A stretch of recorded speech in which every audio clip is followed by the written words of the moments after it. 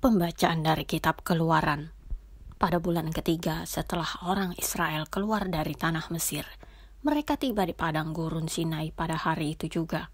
Setelah mereka berangkat dari Rafidim, tibalah mereka di padang gurun Sinai. Lalu mereka berkemah di padang gurun. Orang Israel berkemah di sana di depan gunung itu.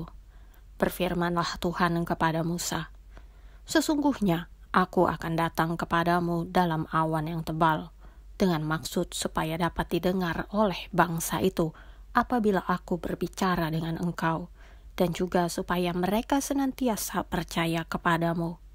Lalu Musa memberitahukan perkataan bangsa itu kepada Tuhan. Berfirmanlah Tuhan kepada Musa, "Pergilah kepada bangsa itu, suruhlah mereka menguduskan diri pada hari ini dan besok, dan mereka harus mencuci pakaiannya. Menjelang hari ketiga mereka harus bersiap, sebab pada hari ketiga Tuhan akan turun di depan mata seluruh bangsa itu di gunung Sinai." Dan terjadilah pada hari ketiga, pada waktu terbit fajar, ada guruh dan kilat dan awan padat di atas gunung, dan bunyi sangkakala yang sangat keras, sehingga gemetarlah seluruh bangsa yang ada di perkemahan.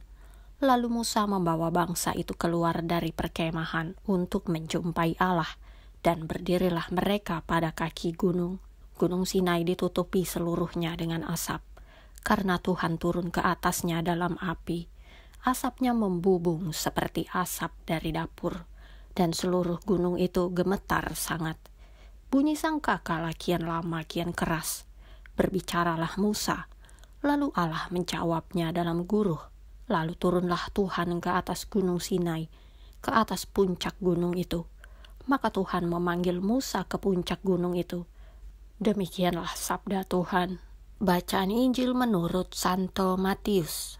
Maka datanglah murid-muridnya dan bertanya kepadanya, "Mengapa engkau berkata-kata kepada mereka dalam perumpamaan?" Jawab Yesus, "Kepadamu diberi karunia untuk mengetahui rahasia kerajaan sorga, tetapi kepada mereka tidak. Karena siapa yang mempunyai, kepadanya akan diberi, sehingga ia berkelimpahan. Tetapi siapa yang tidak mempunyai, apapun juga yang ada padanya akan diambil daripadanya.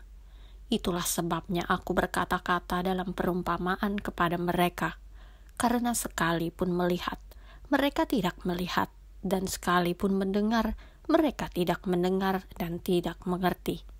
Maka pada mereka genaplah nubuat Yesaya yang berbunyi, kamu akan mendengar dan mendengar, namun tidak mengerti. Kamu akan melihat dan melihat, namun tidak menanggap. Sebab hati bangsa ini telah menebal, dan telinganya berat mendengar, dan matanya melekat tertutup, supaya jangan mereka melihat dengan matanya, dan mendengar dengan telinganya, dan mengerti dengan hatinya, lalu berbalik sehingga aku menyembuhkan mereka. Tetapi berbahagialah matamu karena melihat, dan telingamu karena mendengar.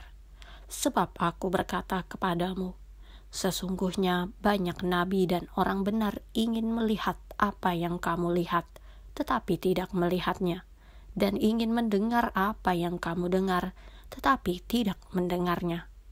Demikianlah Injil Tuhan.